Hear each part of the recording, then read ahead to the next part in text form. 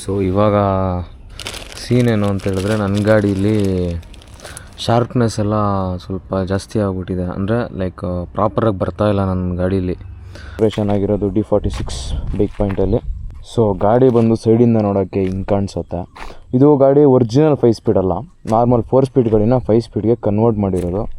Gear box ಹಾಕಿ ಎಲ್ಲ conversion ಮಾಡಿದೆ. ಬೋರೆಲ್ಲ ನಾರ್ಮಲ್ 4 ಸ್ಪೀಡ್ ಬೋರ್ ಇದೆ. ಸೊ ಗಾಡಿ ನೋಡೋಕ್ಕೆ ಸೈಡಿಂದ ಈ ಥರ ಕಾಣಿಸುತ್ತೆ. ನೀಟ್ ಆ್ಯಂಡ್ ಕ್ಲೀನ್ ಆಗಿದೆ. And pin to pin restore ಆಗಿದೆ ಗುರು ಗಾಡಿ, ಫ್ರಮ್ ದ ಸ್ಕ್ರ್ಯಾಚು. ಆ್ಯಂಡ್ ಇದರಲ್ಲಿ ಬೇಜಾನ್ ಎಲ್ಲ ಆಲ್ಮೋಸ್ಟ್ ಎಲ್ಲ ಐಟಮ್ ಚೇಂಜ್ ಮಾಡಿಬಿಟ್ಟಿದ್ದಾರೆ. ಸೆಂಟ್ರ್ ಕೇಸ್ ಒಂದು ಬಿಟ್ಟು, ಚಾರ್ಸಿ ಒಂದು ಬಿಟ್ಟು ಆಲ್ಮೋಸ್ಟ್ ಎಲ್ಲ ಚೇಂಜ್ ಆಗಿಬಿಟ್ಟಿದೆ. ಹಳೆ ಐಟಮ್ ಅಂತೂ ಏನೂ ಇಲ್ಲ ಇದರಲ್ಲಿ. ಫ್ರಂಟ್ ಅಸೆಂಬ್ಲಿ ನೋಡಿದ್ರೆ ಝೆಡ್ದು ಡೂಮ್ ಹಾಕಿರೋದು. ಸೊ ಝೆಡ್ಡು ಡೂಮ್ ಹಾಕಿ ಇಲ್ಲಿ ಸೈಡಲ್ಲಿ ರಿಫ್ಲೆಕ್ಟರ್ ಹಾಕಿದ್ದೀವಿ. ಆ್ಯಂಡ್ 135 ಇಂಡಿಕೇಟರ್ಸ್ ಹಾಕಿರೋದು. ಮತ್ತು ಝೆಡ್ದು ಡೂಮ್ ಅಸೆಂಬ್ಲಿ ವಿತ್ RPM ರನ್ನಿಂಗ್ ಇದೆ, ಅದನ್ನು ತೋರಿಸ್ತೀನಿ. ಇದು ಕ್ಯಾಟ್ ಸೈಲೆನ್ಸರು ಅವ್ರ ಹತ್ರ ಇತ್ತು. ಗೋಲ್ಡ್ ಪೇಂಟ್ ಮಾಡಿಸಿ ಅಂತೇಳಿ ಗೋಲ್ಡ್ ಪೇಂಟ್ ಮಾಡಿಸಿರೋದು ಕ್ಯಾಟ್ಗೆ. ನಾರ್ಮಲ್ 135ಗೂ ಕ್ಯಾಟ್ ಸೈಲೆನ್ಸರ್ ಬಂತು ಒಂದು ಮಾಡಲಲ್ಲಿ, ಬಟ್ ಅದು ಗೋಲ್ಡ್ ಕ್ಯಾಟ್ ಬರೋದು ಝೆಡ್ ಒರಿಜಿನಲ್ 5 ಸ್ಪೀಡಿಗೆ ಮಾತ್ರ ಗೋಲ್ಡ್ ಕ್ಯಾಟ್ ಬರೋದು. ಸೊ ಇವಾಗ ಸೀನ್ ಏನು ಅಂತ ಹೇಳಿದ್ರೆ, ನನ್ನ ಗಾಡೀಲಿ ಶಾರ್ಪ್ನೆಸ್ ಎಲ್ಲ ಸ್ವಲ್ಪ ಜಾಸ್ತಿ ಆಗಿಬಿಟ್ಟಿದೆ. ಅಂದರೆ ಲೈಕ್ ಪ್ರಾಪರಾಗಿ ಬರ್ತಾಯಿಲ್ಲ ನನ್ನ ಗಾಡೀಲಿ. ಗ್ಲಾಸ್ ವೂಲೆಲ್ಲ ಹೋಗಿರುತ್ತೆ, ಗ್ಲಾಸ್ ವೂಲ್ ಚೇಂಜ್ ಮಾಡು ಫಸ್ಟು ಅಂತ ಹೇಳಿದ್ದಾರೆ ದಿನಿ ಅಣ್ಣ. ಅದಕ್ಕೆ ಫಸ್ಟು ಒಂದು 2 ಪ್ಯಾಕೆಟ್ ಗ್ಲಾಸ್ ವೂಲ್ ತಂದಿದ್ದೀನಿ. ಕವರ್ ಹಾಕ್ಕೊಂಡು ಚೇಂಜ್ ಮಾಡಬೇಕು.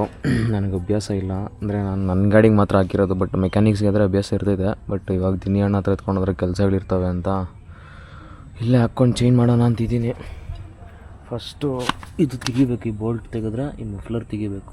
ಸೊ ಹಿಂದೆಗಡೆ ಮಾಮೂಲಿ 18 ಇಂಚ್ ವೀಲ್ ಸೆಟಪ್ಪು, ಮೋಟಿಡಿ ಟೈರ್ ಹಾಕ್ಸಿರೋದು. ಫ್ರಂಟು ಲೈನ್ ಟೈರ್ MRFದು ಅದು ಹಾಕ್ಸಿರೋದು.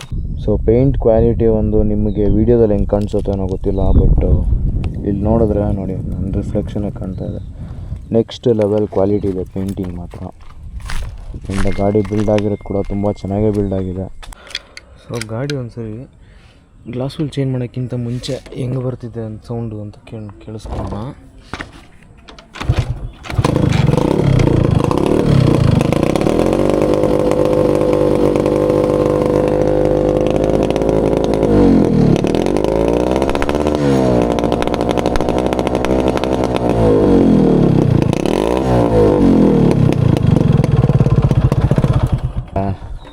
ಲೌಡ್ನೆಸ್ ಬೇಡ, ಏನೂ ಬೇಡ, ನಾರ್ಮಲಾಗಿ ನನಗೆ ಒಳ್ಳೆ ಮೈಲೇಜ್ ಬೇಕು. ನನಗೇನು ಸೌಂಡ್ ಏನು ಬೇಕಾಗಿಲ್ಲ. RX-ಅಲ್ಲಿ ಏನಾಗಿರೋ ಕ್ಯಾಟ್ ಸೈಲೆನ್ಸರ್ ಸಖತ್ತಾಗಿರುತ್ತೆ. ತುಂಬ ಅಂದರೆ ತುಂಬ ಸ್ಮೂತ್ನೆಸ್ ಇರ್ತೈತೆ ಇಂಜಿನಲ್ಲಿ. ಬಟ್ ಏನು ಅಂತ ಹೇಳಿದ್ರೆ heavy weight Guru cat silencer.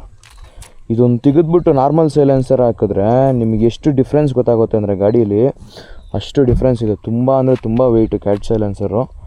But ಈ ಕ್ಯಾಟ್ ಸೈಲೆನ್ಸರಲ್ಲೇ ತುಂಬ ಜಾಸ್ತಿ ಮೈಲೇಜ್ ಬರೋದು ನಿಮಗೆ ಗಾಡೀಲಿ. ಕ್ಯಾಟ್ ಸೈಲೆನ್ಸರಲ್ಲಿ ಬರೋಷ್ಟು ಮೈಲೇಜ್ ಇನ್ಯಾವ ಸೈಲೆನ್ಸರಲ್ಲೂ ಬರೋಲ್ಲ ಮೈಲೇಜು. ಆ್ಯಂಡ್ ಆಯಿಲ್ ಪಂಪ್ ಕೂಡ ರನ್ನಿಂಗ್ ಮಾಡಿದ್ದಾರೆ. ಕಂಪ್ಲೀಟ್ ಸ್ಟಾಕಲ್ಲೇ ಇರಲಿ ಗಾಡಿ ಅಂತೇಳಿ ಆಯಿಲ್ ಪಂಪ್ ರನ್ನಿಂಗ್ ಮಾಡಿದ್ದಾರೆ. ಎಲ್ಲ ಫುಲ್ಲು ಬ್ಲ್ಯಾಕ್ ಆಗಿಬಿಟ್ಟಿದೆ ಕಾರ್ಬನ್ನಿಂದ ಬಂತು.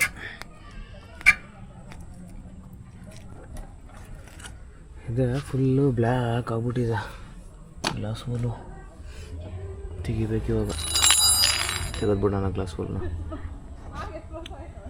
ಆ್ಯಕ್ಚುಲಿ ಗ್ಲಾಸ್ ವೂಲು ಹಿಂಗಿರುತ್ತೆ. ಇದು ಕಾರ್ಬನೆಲ್ಲ ಕೂತು ಫುಲ್ಲು ಬ್ಲ್ಯಾಕ್ ಆಗಿಬಿಟ್ಟಿದೆ. ಆ್ಯಂಡ್ ಇದಕ್ಕೆ ಝೆಡ್ದು ಲಾಕ್ ಸೆಟ್ ಹಾಕಿರೋದು, ಸೆಂಟ್ರ್ ಲಾಕ್ ಮಾಡಿಸಿ. ಆ್ಯಂಡ್ ನಾರ್ಮಲಾಗಿ ಇದಕ್ಕೆ ಸೈಡ್ ಲಾಕ್ ಬರುತ್ತೆ, ಸೆಂಟ್ರ್ ಲಾಕ್ ಬರೋಲ್ಲ. ಪಟ್ಟಿ ಕೊಟ್ಟು ಮಾಡಿಸಿ ಸೆಂಟ್ರ್ ಲಾಕ್ ವರ್ಕಿಂಗ್ ಮಾಡಿಸಿದೆ. ಆ್ಯಂಡ್ 18 ಕಿಲೋಮೀಟ್ರ್ ಓಡಿಸಿದೆ. ನಾನೇ 2 ಕಿಲೋಮೀಟ್ರ್ ಓಡಿಸ್ಕೊಂಬಂದಿದ್ದೀನಿ ಇದರಲ್ಲಿ. ಚೆನ್ನಾಗಿದೆ ಗುರು ಕ್ವಾಲಿಟಿ ಎಲ್ಲ.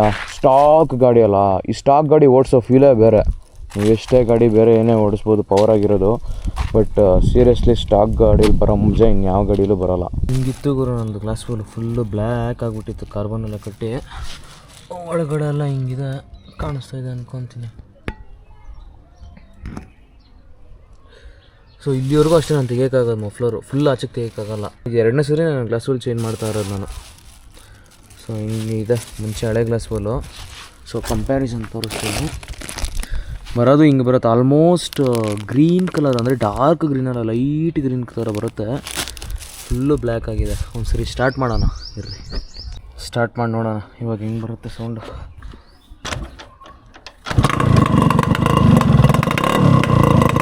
ಸೊ ಗ್ಲಾಸ್ ಮೇಲೆಲ್ಲ ಇದಿದ್ರೆ ಹಿಂಗೆ ಬರುತ್ತೆ ಸೌಂಡು.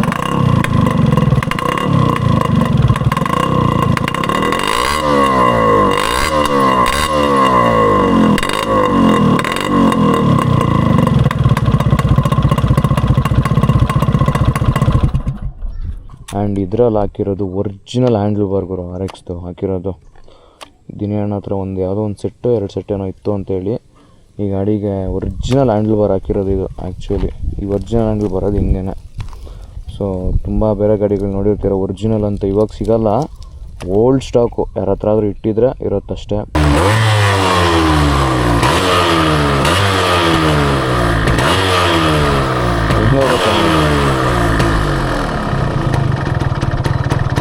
So cat silencer.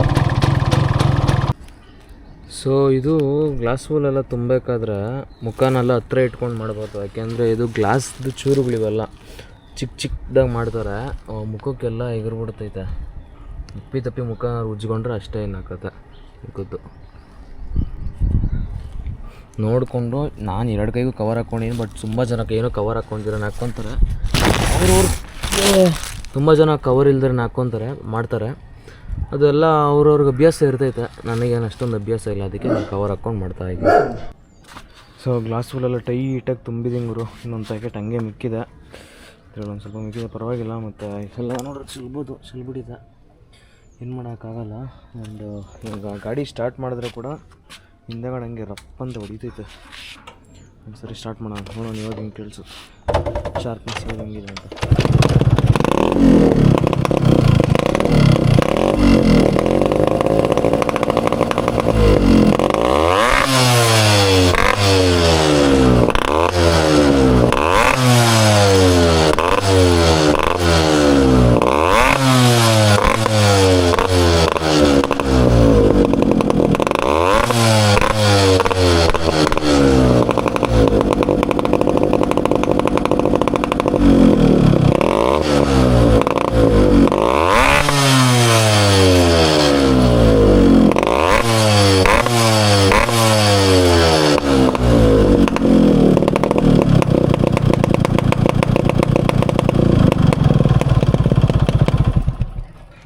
ನೋಡಿದ್ರೆ ಇವಾಗ ಶಾರ್ಪ್ನೆಸ್ ಇನ್ನೂ ಚೆನ್ನಾಗಿದೆ ಇವಾಗ. ಸೊ ಫಸ್ಟ್ ನೋಡಿದ್ರೆ ಗ್ಲಾಸ್ ವೂಲು, ಹಳೆ ಗ್ಲಾಸ್ ವೂಲೆಲ್ಲ ಹೆಂಗೆ ಬರ್ತಿತ್ತು sound. Glass wool change, glass wool full ಹಳೆ ಗ್ಲಾಸ್ ವೂಲ್ ತೆಗೆದ ಮೇಲೆ ಆಟೋ ಸೌಂಡು. ಮತ್ತೆ ಗ್ಲಾಸ್ ವೂಲ್ ಫಿಲ್ ಮಾಡಿದ್ದೀನಿ, ಸಖತ್ತಾಗಿ ಬರ್ತಾಯಿದೆ ಬರೋ ಮುಂಚೆಗಿಂತ ಸಖತ್ತಾಗಿ ಬರ್ತಾಯಿದೆ ಸೌಂಡ್, ಕೇಳಿಸ್ಕೊಳಕ್ಕೂ ಚೆನ್ನಾಗಿದೆ. ನಿಮ್ಮ ಸೈಲೆನ್ಸರ್ಗಳಲ್ಲಿ ಆದರೆ ಇನ್ಬಿಲ್ಟ್ ಮಾಡಿಸಿದ್ರೆ ನೋಡ್ಕೊಳ್ಳಿ. ಇದು ಗ್ಲಾಸ್ ವೂಲ್ ಏನಾದ್ರು ಚೇಂಜ್ ಮಾಡಿಸ್ಕೊಬೇಕಂದ್ರೆ ಟೈಮ್ ಟು ಟೈಮ್ ನೋಡ್ಕೊಳ್ಳಿ. ಒಂದು ಸರಿ ತೆಗೆದು ನೋಡಿ, ಫುಲ್ ಬ್ಲ್ಯಾಕ್ ಆಗಿದೆ ಅಂದರೆ ಚೇಂಜ್ ಮಾಡಿಬಿಡಿ. ಕ್ರಿಸ್ಪಿಯಾಗಿ ಸಖತ್ತಾಗಿ ಕೇಳಿಸುತ್ತೆ ಸೌಂಡ್ ಅವಾಗ. ನಿಮಗೇನಾದರೂ ಈ ಥರ ಕ್ವಾಲಿಟಿ ರಿಸ್ಟೋರೇಷನ್ಸ್ ಆಗಿರಲಿ ಅಥವಾ ಏನಾದರೂ ಬೇರೆ ಕೆಲಸ ಆಗಿದ್ರೆ ಸರಿ, ಎನಿ ಬೈಕ್ಸ್ ಬನ್ನಿ ಕಾಂಟ್ಯಾಕ್ಟ್ ಮಾಡಿ D46ನ.